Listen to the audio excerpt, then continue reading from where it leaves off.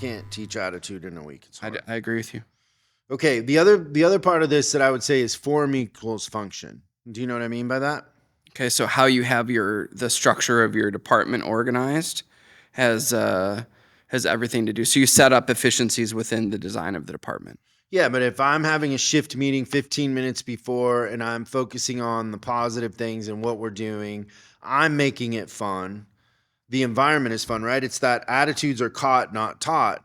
If I'm playing games and I'm doing stuff that breeds fun, sooner or later that the bad attitudes stick out. They're contagious. So if you are creating an environment that doesn't allow that has a strong effect also. Like there just isn't room for that because we're having too much fun.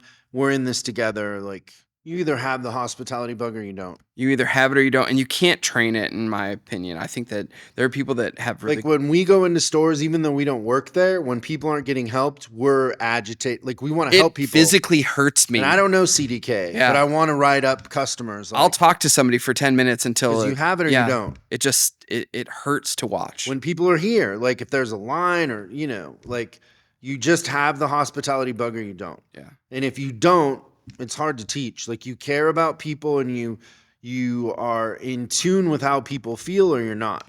Yeah. You got to have a little of that empath, that empathy thing where you're worried about other people more than yourself. Yeah, but you can create an environment where that's cool. Yeah, and you attract people like that. That's right. But you hire for that more than anything else. And then kind of just to bring it all full circle, I think Walt Disney kind of had this in a sense. And in my new book on leadership, there's a whole section on dramaturgy in this. But you think of it as casting for a play. Like because he called people that worked at Disneyland cast members. Mm-hmm. They're not cast members, they're janitors. They're the ticket person or whatever. But no, everybody's performing and it's the happiest place on earth. So you can't go to the happiest place on earth and every time you interact with an employee, they're bummed out. Right. It doesn't work. And so everybody has to be happy. Everybody's playing a part in a play.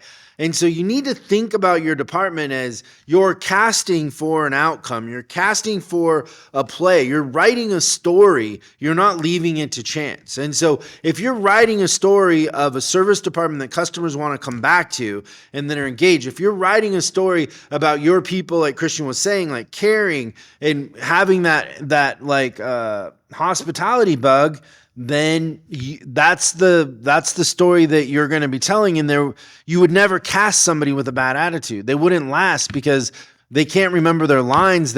When they're on stage, they fall apart. And so I think Disney had it right in a sense. Like you got to think about it as casting a play or writing a story in a movie that was something positive. You're not writing a sad drama. Thanks so much for watching this clip of Service Driving Revolution. We're uploading new stuff every day, so make sure you subscribe and click the bell icon so you don't miss out. If you have a question you'd like us to answer on the show, call 8333-ASK-SDR and we'll answer your question on the show. That's 8333-ASK-SDR. For special deals on our books and training, head over to offers.chriscollinsinc.com. Now that's offers.chriscollinsinc.com. I'm Chris Collins, and I'll see you in the next video.